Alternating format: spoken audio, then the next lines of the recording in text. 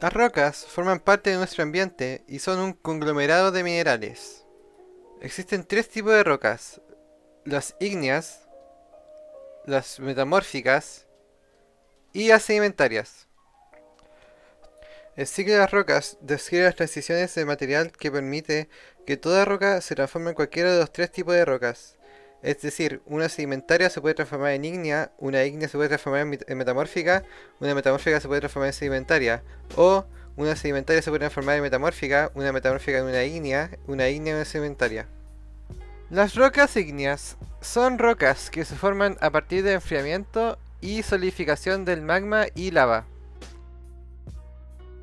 Existen dos tipos de rocas ígneas: las intrusivas y las extrusivas. Existen diferentes orígenes de rocas ígneas. Por ejemplo, cuando el magma se solidifica lentamente dentro de la corteza, se forman las rocas plutónicas. Cuando el magma abre paso a través de filones y se solidifica en su interior, forman las rocas hipoabisales. Y finalmente, cuando la lava es erupcionada y se enfría rápidamente, se forman las rocas lábicas y las piroclásticas.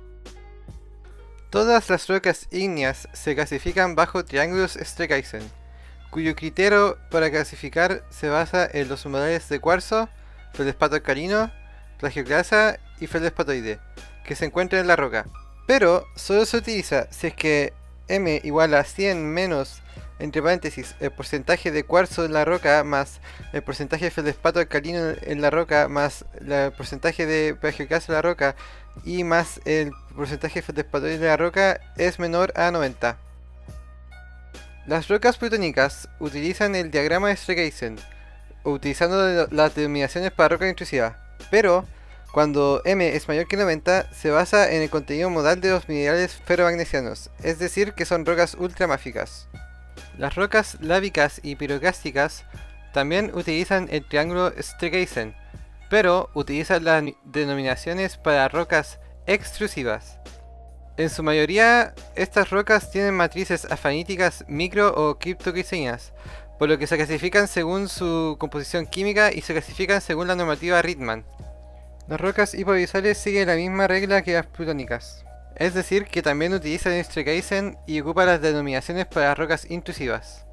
Existen muchos tipos de texturas. Por ejemplo, las texturas basadas en la cristalinidad que, como dice el nombre, se basan en la cristalinidad de la roca. Existen las rocas holocristalinas, que son 100% cristales, las rocas hipocristalinas, que son cristales y vidrios, y las rocas hialinas, que son 100% vidrio. Las texturas relacionadas a la escala de observación de los cristales. Las texturas faneríticas son donde los cristales se pueden ver a simple vista, y las texturas afaníticas son las donde las texturas no se pueden ver a simple vista, se tienen que ver bajo un microscopio o químicamente. Las texturas basadas en el grado de desarrollo de las caras cristalinas. Existen tres tipos: las texturas panidiomórficas, donde la mayoría de los cristales de la roca son euhidrales; las texturas hipidiomórficas, donde los cristales son euhidrales, anhedrales y subhidrales; y las panalotriomórficas, donde la mayoría de los cristales son anhedrales. Las texturas equidimensionales o granulares son donde todos los cristales tienen el mismo tamaño aproximadamente. Las texturas inequidimensionales son donde los cristales son de diferentes tamaños relativamente. Las texturas orientadas, como dice el nombre, son texturas donde los cristales están orientados para una dirección. Las texturas radiales son texturas donde todos los cristales salen de un núcleo común. Las texturas de intercrecimiento o entrecrecimiento son las texturas donde dos cristales al parecer han crecido uno al otro. Las texturas vesiculares corresponden a espacios libres o rellenos dentro de una roca. Las rocas sedimentarias son rocas formadas debido a la acumulación de sedimentos, los cuales son partículas de origen natural que se acumulan por acción de transporte del agua, viento o hielo, que posteriormente son sometidas a procesos físicos y químicos, como es la diagénesis, resultando finalmente en un material consolidado, el cual llamamos roca sedimentaria. Las rocas sedimentarias son formadas en la superficie terrestre y existen diferentes procesos para ello. Entre ellos está la erosión, que puede ser por acción mecánica, química o biológica; el transporte, el cual puede ser por corrientes de agua como ríos, glaciares o viento; depósito, el cual puede ocurrir en cuencas como lagos y deltas; y compactación y diagénesis, los cuales son procesos de formación de estas pilas de sedimentos acumulados. Las rocas sedimentarias pueden ser clasificadas en especies según la naturaleza de sus componentes. Estos componentes pueden ser terrígenos, ortoquímicos y aloquímicos. Los componentes terrígenos son cristales sueltos, fragmentos de cristales y fragmentos de rocas que provienen de rocas ya existentes por la disgregación de estas mismas. Por lo general, estos componentes han sufrido un transporte largo y energético desde una roca fuente de la cual provienen hasta la cuenca de depósito. Los componentes ortoquímicos son materiales formados en la misma cuenca de depósito por precipitación química. Puede ocurrir durante o inmediatamente después del depósito. Los componentes aloquímicos son materiales de origen químico u organoquímico formados en la misma cuenca de depósito, pero que han llegado en forma de clastos. Además, pueden haber sufrido algún transporte en la cuenca. Las rocas con más del 50% de componentes terrígenos se denominan rocas detríticas, mientras las que tienen menos del 50% se les da diversos nombres según su concentración de ortoquímicos y aloquímicos. Estos dos últimos componentes son en mayoría de concentración carbonatada. Dicho esto, según su predominancia de componentes, existen rocas sedimentarias detríticas o clásticas y rocas ortoquímicas y aloquímicas, las cuales son rocas carbonatadas. La nomenclatura para rocas detríticas está dada en clasificar el tipo de roca según el diámetro de sus clastos. Pueden ser, de mayor a menor tamaño de sus clastos, conglomerados, areniscas, limonitas o arcillitas. Pero de estos tipos, las areniscas son las que presentan mayor interés sistemático y tienen clasificación propia. Para clasificarlos es necesario obtener el porcentaje modal en una normalización triangular de los siguientes componentes. En un extremo, Q, que son los clastos de cuarzo. En otro, F, feldespato potásico, plagioclasas y fragmentos de rocas de granitos y gneisses. En otro, FR, que son cualquier fragmento de roca con excepción de los indicados anteriormente. Y por último, matriz, el cual es el material arcilloso inferior a 30 micras que siempre estará presente en la roca. De la normalización resultante se identifican dos grandes grupos, las arenitas y las grauvacas. Las arenitas tienen menos del 15% de matriz y las grauvacas más del 15%. En el caso de las rocas carbonatadas, el principio de esa nomenclatura está en el porcentaje modal de los componentes aloquímicos y ortoquímicos. Si es que no está presente el porcentaje modal, se pueden utilizar aproximaciones visuales. Dentro de ello, destacan dos importantes clasificaciones, las cuales son la de Dunham y la de Folk. La clasificación de Dunham se basa en la textura deposicional original y la proporción de matriz micrítica a aloquímicos. La clasificación de Folk se basa en la proporción de aloquímicos y ortoquímicos, además de la proporción de 4 tipos de aloquímicos, los cuales son intraclastos, oolitos, pellets y fósiles. Todas las rocas que vimos anteriormente eran rocas que fueron creadas en ciertas condiciones de presión y temperatura, tanto ígneas como sedimentarias. Pero cuando estas están en otro ambiente con temperatura y presión diferente, los minerales de estas pueden recristalizarse o reaccionar entre sí, dando nuevos minerales que son estables en estas condiciones. Eso es el metamorfismo, dando nombre a las rocas metamórficas.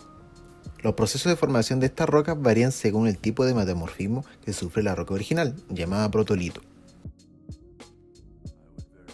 Metamorfismo regional ocurre en grandes áreas, generalmente en zonas donde no hay cuerpos ígneos o actividad volcánica cercana. Este metamorfismo se da por las fuerzas compresivas en los cinturones plegados, en las cadenas montañosas y en las masas colisionales, como los Alpes, donde la península itálica choca con Europa, o en el Himalaya, donde el subcontinente indio choca contra Asia. Estas colisiones dan un ambiente de alta presión y temperatura, cual genera rocas altamente foliadas, como por ejemplo pizarra, filita, esquisto o gneiss. Existe una variación de este metamorfismo, el metamorfismo de subducción, que a diferencia de lo anterior, da un ambiente de alta presión y baja temperatura. Dado que el agua de mar presente en las rocas de la placa oceánica entran en la falla refrigerando el proceso, dando el característico esquisto azul. Metamorfismo de contacto. Ocurre en zonas adyacentes a intrusiones ígneas, donde el protolito es calentado por el magma indirectamente para poder estar a rango de temperaturas que podría clasificarse como metamorfismo, entre 200 a 1200 grados Celsius, generando una estructura llamada aureola de contacto, o aureola metamórfica. Las rocas formadas tienen grano fino y no presentan foliación y reciben el nombre de rocas corneadas o hornfels. Metamorfismo dinámico. Es producto de la formación mecánica en un plano de falla. Dado a la fricción de esta, se obtiene la temperatura necesaria para que haya metamorfismo. Las rocas de este metamorfismo están deformadas, pulverizadas o fracturadas por el cisalle, que es una compresión de una roca a diferentes alturas. Las rocas de este metamorfismo se clasifican en cataclastitas o milonitas, que veremos más adelante en el video. El metamorfismo progrado es el aumento de las condiciones de presión y temperatura de las que se formó la roca metamórfica, transformando una roca metamórfica en otra. Un ejemplo sería pasar de esquisto verde a anfibolita. El metamorfismo retrógrado es el decaimiento de las condiciones de presión y temperatura de las que se formó la roca metamórfica y estaba en equilibrio. Un ejemplo de este proceso sería la descomposición térmica de la peridotita de olivino y piroxeno, que se transforma en crisolito y antigorita.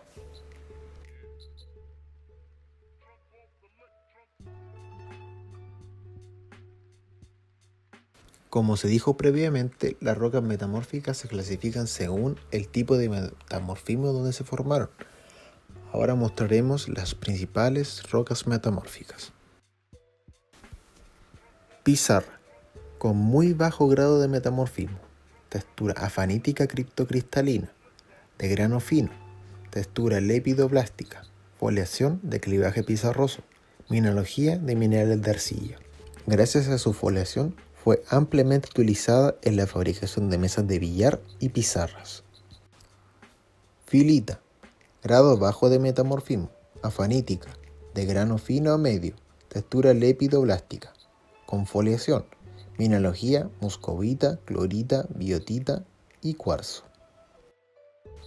Esquisto, grano bajo a medio de metamorfismo, fanerítica, grano medio a grueso, texturas lepidoblástica, nematoblástica, grano lepidoblástica, grano hematoblástica, foliación, bandeamiento composicional.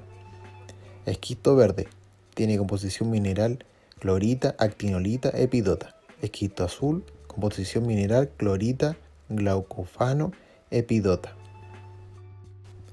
Gneiss, grano medio a alto de metamorfismo, fanerítica, grano medio a grueso, texturas, grano lepidoblástica, grano nematoblástica, mandamiento y foliación, mineralogía, cuarzo, plagioclasa, biotita, horblenda, feldespato potásico, zircón, sigimantita, estaurolita, kianita. Serpentinitas, grado muy bajo abajo de metamorfismo, no presentan foliación, mineralogía, lizardita, crisolito, antogorita, talco, óxido de hierro, óxido de magnesio, arcilla, olivinos relictos, protolito, peridotitas. Esta roca está generada por metamorfismo retrógrado.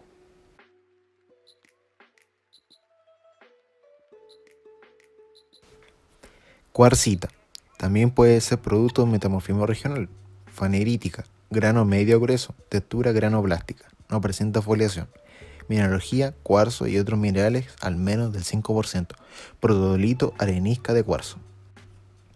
Mármol, también puede ser producto de metamorfismo regional. Fanerítica, textura granoblástica, no presenta foliación.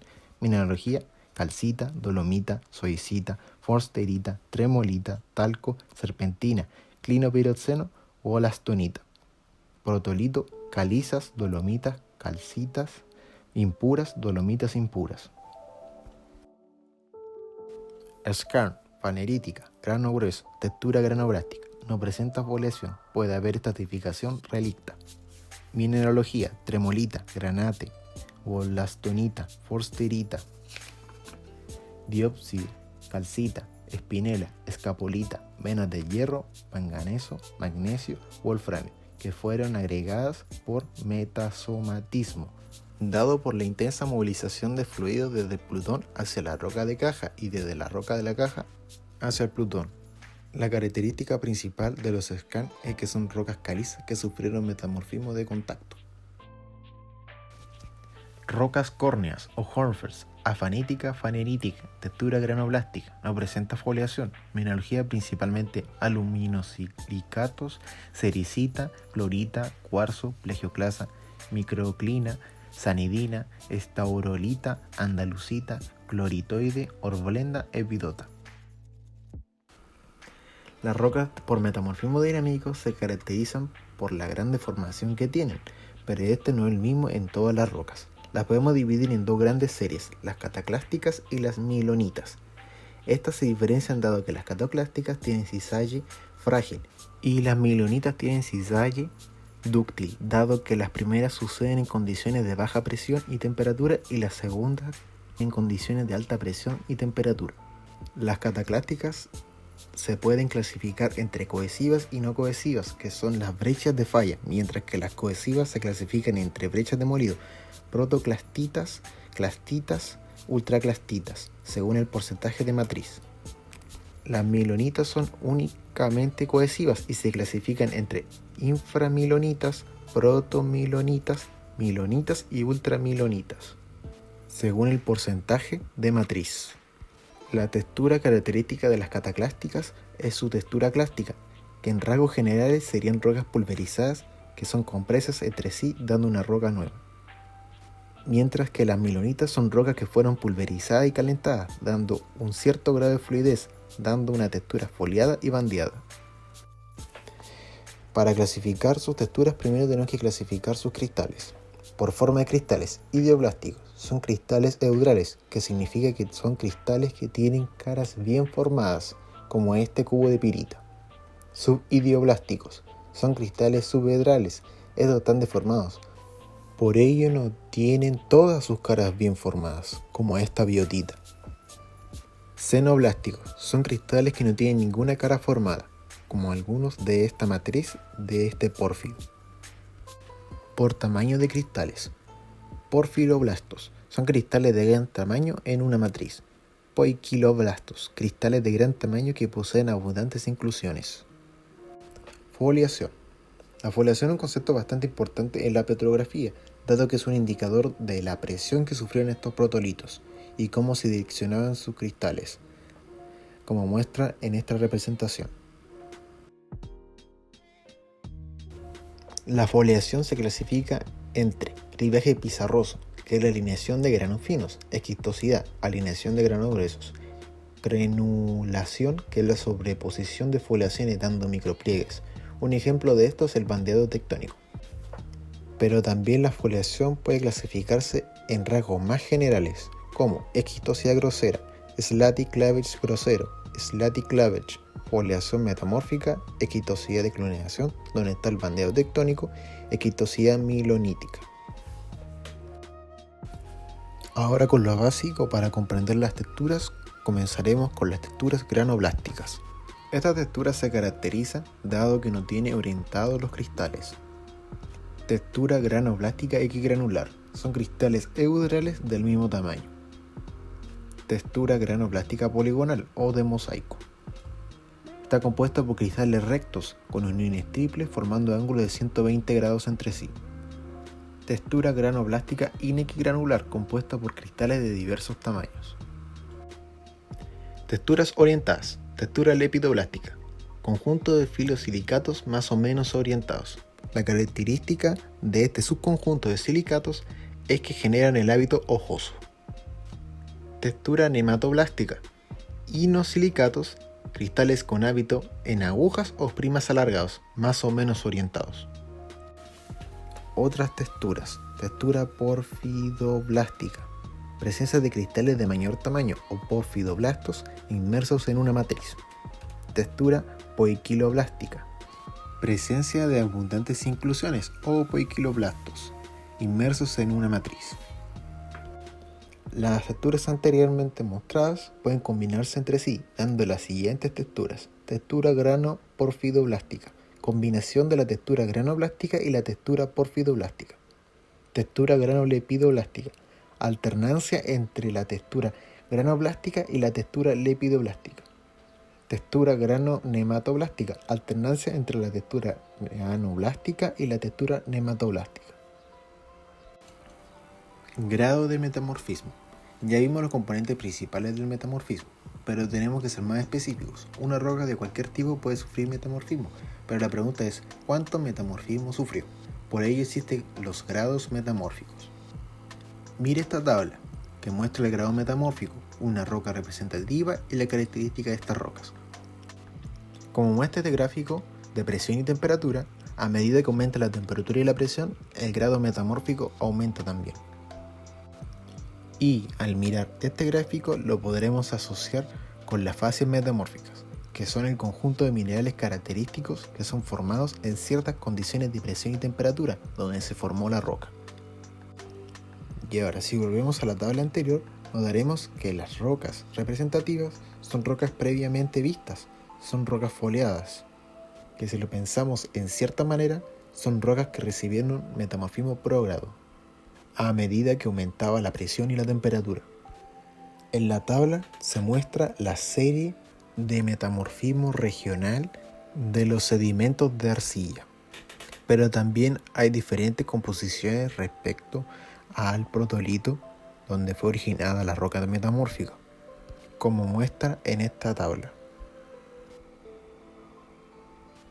Si la roca no asciende y sigue bajando en la corteza terrestre, llegará al punto donde se fundirá y volverá a ser magma, como era originalmente, cumpliéndose el ciclo de las rocas.